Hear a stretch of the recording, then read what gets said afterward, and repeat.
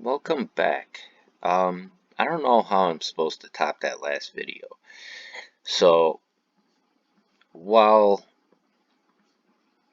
I'm trying to process that, I'm over here in the Sinai Peninsula is what I'm looking at in this picture. It looks kind of cool. Um, but I'm here because of what I was reading in Velikovsky. He says how Sinai owes its name to Sin. Sin is a reference to the moon. I accidentally said that Moses dies on Mount Sinai, but it was Mount Nebo that Moses dies on, which Nebo is a reference to Mercury. I'll have to talk more about that later. Um, right now we're going to focus on the moon, but while we're over in Sinai, let's go over to Michael Steinbacher because he actually has a video about Sinai. This is Electric Universe Geology Earth News. Someone recently sent me a link to this place in Saudi Arabia, I believe. It's supposed to be Mount Sinai. When I got the link, I was upset because to me, showing where Mount Sinai was is something of a religious thing as opposed to a geologic thing. So I had wished that they had not sent it to me, because I've been encouraging people to avoid religion and let's talk geology. Because at least half of the people here are probably agnostics or atheists. So why piss off half the people and confuse them and get everybody upset with each other? Let's just stick with geology. Leave your religion at home. Says the guy who tells me to go look at Velikovsky. I think we got more to talk about here than just geology and more than just religion. I think it's going to be a little bit about everything. But we'll go back to Michael Steinbacher. Anyway, after I calmed down, I noticed that the area is incredibly interesting. Whether or not it has anything to do with God, I don't care. But it's interesting, so let's just leave God out of all of this, please. For the love of God. This area looks like it's scratched. It reminds me of places in the Sierra where there's scratching. It's not fluvial, the lines are straight. It runs through the rock. It goes through high points. Let me zoom in a little bit. If you see what I'm talking about, it's all these scratches. And it looks like it's granite, surrounded by areas that are probably basalt. So, I'm guessing this was a high energy area. Similar to Zion, where it's removed. So, whether or not 10 Commandments came from here, Moses went up on the mountain, burning bush, all of that stuff. Let's leave that alone. But all of these scratches in here imply to me that this was electrically excavated. They're not dendritic. Dendritic is fluvial, generally speaking. Straight means electrical. If anybody has people seem to have a real problem with that. It's so counterintuitive. Gee, it looks like a Lichtenberg pattern. It must be from electricity. No, it doesn't. It's not true. So these are not rivers. These are scratches. These are areas that were removed electrically, I believe. I could be wrong. But thank you for posting this. I appreciate it. Just let's concentrate on geology, not God. Because that's just going to screw things up. Thank you. Well, we might have to screw some things up for people while we're here, because I don't know. When I look at the Earth and see stuff like this, it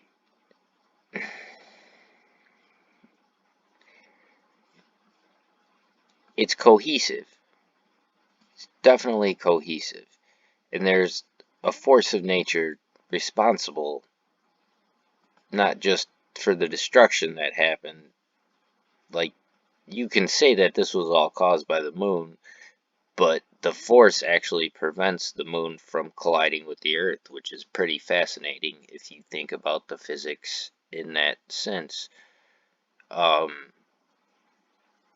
So we're gonna get a little deeper than just geology here, because I didn't really pay attention in geology class. Well, actually I kind of did, but I was more upset that they processed it from strictly the uniformitarian perspective, and there's a lot that suggests that it's more than just a simple, slow, and gradual process that goes on here. Um, Not just in geology, but in biology and a few other things.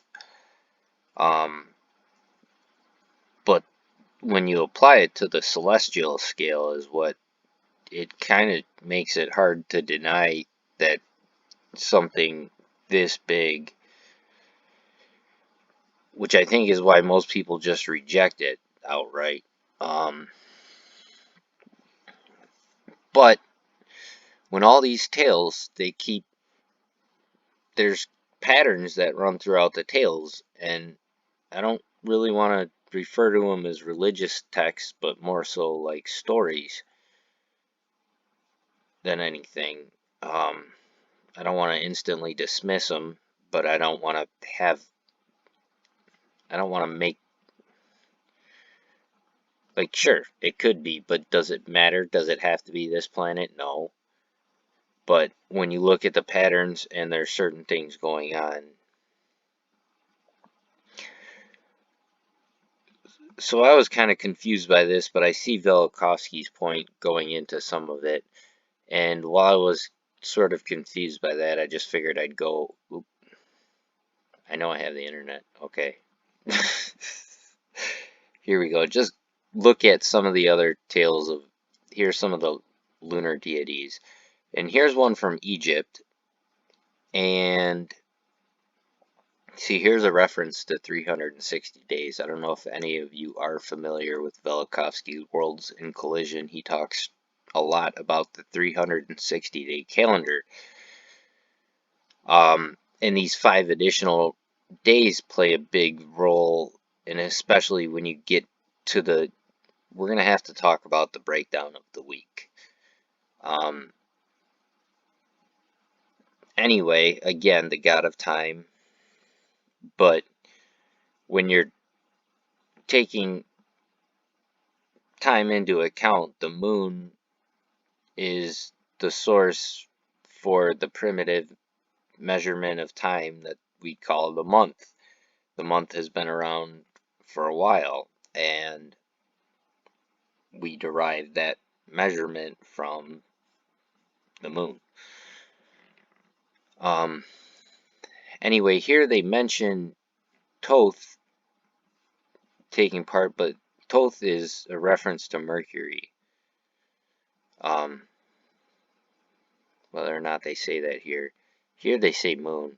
See, this is where I'm not necessarily sure that these, and obviously this is Wikipedia, so take it for what it's worth. But scrolling down here, there's the rabbit, the Wu Gang.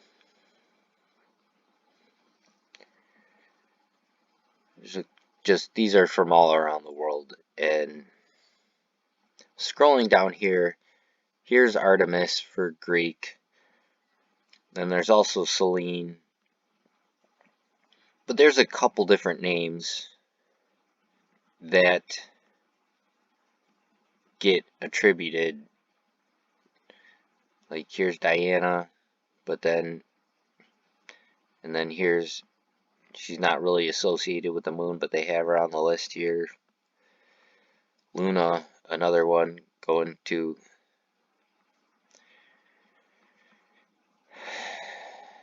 another one, Selene from the Greek. So there's a couple from the Greek, so I could see where it's not as clear cut. And then you also got to think, if someone like this is coming later and they're just pulling whatever from previous, when you get so far removed from these accounts, you no longer really pay as much attention to what's going on. And I think that's where there's a huge disconnect, not just from like the religious aspect. It's just the creation myths in general, the stories from around the world where they have these, whatever's going on just sounds like too far-fetched to believe. But again, here you got something, how it talks about the moon used to be bigger. And see, this is where the Babylonian astronomers computed the visible diameter of the sun is only 2/3 the visible diameter of the moon. And they say again, this measures surprised modern scholars who are aware of the exactness of the measurements made by the Babylonian astronomers, and like they should be able to tell. So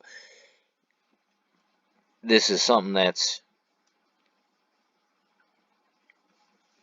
it's interesting when you start taking into account some of the references we have from the various stories, the traditions. I haven't talked much about the moon rabbit, and I think I'm not as sure about, but it is definitely a pattern. Like here, he's preparing the elixir of life for the immortals or something like that. The story goes, in the immortals, when you reference over here, this goes back to like all the different planets that they were worshiping. And Velikovsky gives you an idea, like Nebo is Mercury.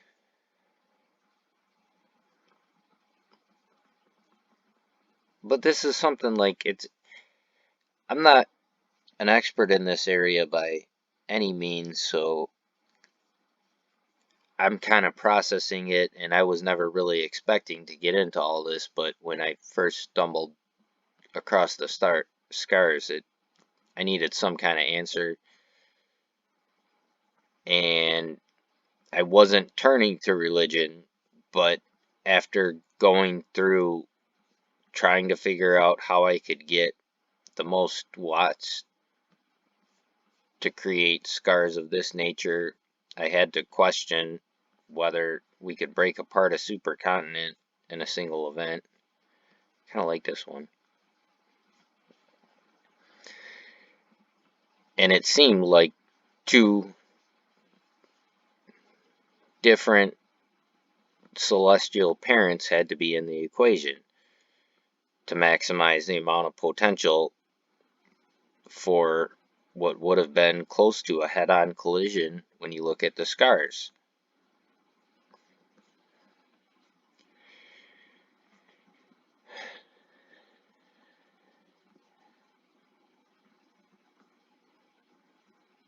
So just processing it all, and before I even thought about that whole creation of day and night effect, I was really just questioning whether or not we could smash apart a supercontinent. And I didn't really have to tidally lock this, but when you go into a tidally locked Earth, then it opens up a whole new portal of, I haven't even really talked much other than just a few of the things when I first thought of them initially, just having solar flares bombard a planet like this, and just taking into account probability. If you put everything on the land on the far side, then it's not ever in direct danger, but with all the water on the other side, then you got your primordial soup equation basically in that. So you got all that early development of life that can go on, and we don't see that anymore because you lost this recipe. We're no longer in this form once we smashed into the moon. And if we started off tidally locked, then you start seeing that like stuff makes sense. You wouldn't have a day or night effect, and there would be no time before that. So like technically this is a time before time. How long did it last? I don't know.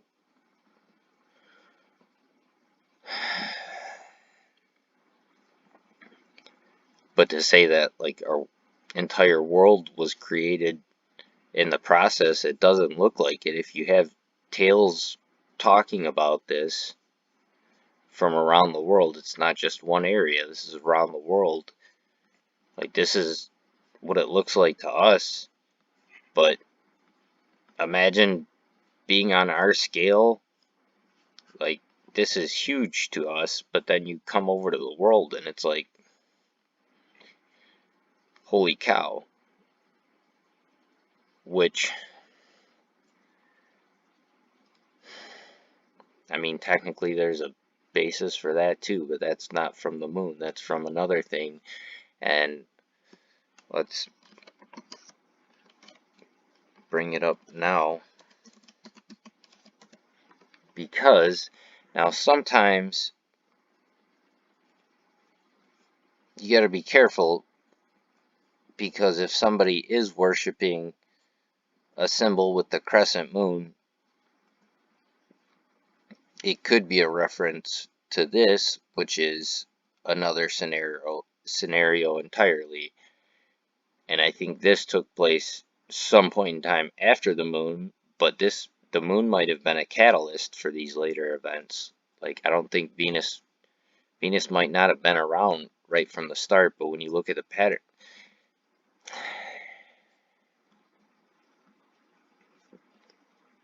there's a couple different things to suggest that Mars would have been the next planet visible in our night sky after the moon. And when you start taking that into account, in the order in which things came, there's a bunch more. Like, I never expected to get into this. I just wanted to know what caused the scars. I just wanted to know what caused this. But when you start looking and seeing more than just simple answers, you see patterns, and then you look at the physics, and it kind of explains. So I think we're going to have to talk a lot about a lot of different things, and I never really intended to do this, but I look around and nobody else has a video that says the Earth might have stole the moon from Uranus, so why not make a channel to talk about some of this stuff? Alright, take care everyone. Bye-bye.